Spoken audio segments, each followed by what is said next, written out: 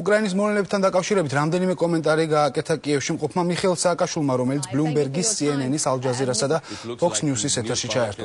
CNN-თან საუბარში მან ყურადღება გაამახვილა იმ საფრთხეზე, რაც რუსეთის მეზობელ ქვეყნებს შეექმნებათ, თუ პუტინი მოახერხებს გატეხოს უკრაინა. CNN-თან საუბარში სააკაშვილმა პარალელი გაავლო 2008 წლის ომთან და დაამატა, რომ რუსეთი ერთი სცენარით მოქმედებს და მისი შეჩერების ერთ-ერთი ბერკეტი საქართველოსა და უკრაინის ნატოში ინტეგრაციის პროცესის დაჩქარებაა. ექს-პრეზიდენტმა Fox-თან ინტერვიუშიც მოუწოდა დასავლეთს უფრო აქტიურად ჩაერთოს უკრაინის კრიზისის მოგვარებაში. I certainly advise them to exercise maximum degree of self-restraint. ნამდვილად ურჩია უკრაინელებს მაქსიმალური თავშეკავების გამოჩენა და უარესისთვის მომზადება. ვლადიმერ პუტინს მზად აქვს გეგმა და ამ გეგმაში შედის ყირიმის ხელში ჩაგდება. ამისთვის მას სჭირდება უკრაინული ბაზების გაყვანა. თქვენ ნახეთ კადრებით, როგორ უწევენ წინააღმდეგობას უკრაინელები, მათზე ბევრად მრავალრიცხოვან რუსულ ძალებს. ერთი რამ უნდა გვახსოვდეს, რუსეთს ყირიმში დარჩენის მკაფიო გეგმა აქვს. ამ რეგიონში ფიქალის გაზის საბადოებია, რაზეც უკრაინა ენერგო და ეკონომიკური დამოუკიდებლობის იმედს ამყარებს.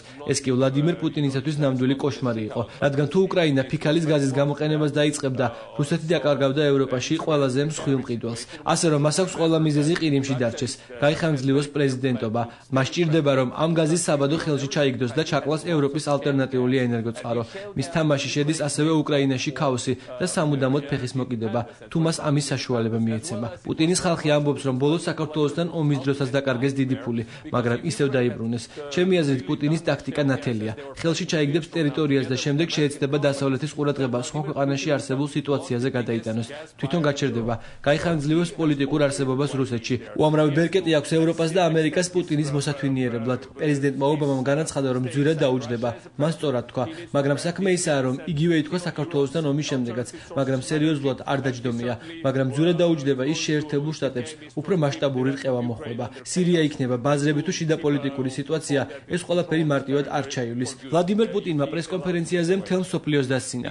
უყურებდა ტელეკამერებს უტიფრად, უსირცხვილოდ. თან ამბობდა, ეს ჩემი ჯარი არ არისო. ვიღაცებმა შეიძინეს სამხედრო ფორმები, ტექნიკა. გვანან და იქცევიან რუსი ჯარისკაცებივით, მაგრამ ჩვენები არ არიანო. თითქოს იქ ბავშვები არიან, რომლებიც რუსი სამხედროების როლს თამაშობენ, მაგრამ რეალობა ნათელია. 21 საუკუნეში, როდესაც ასეთ ციცრუეს ამბობენ, ძალიან საშიშია.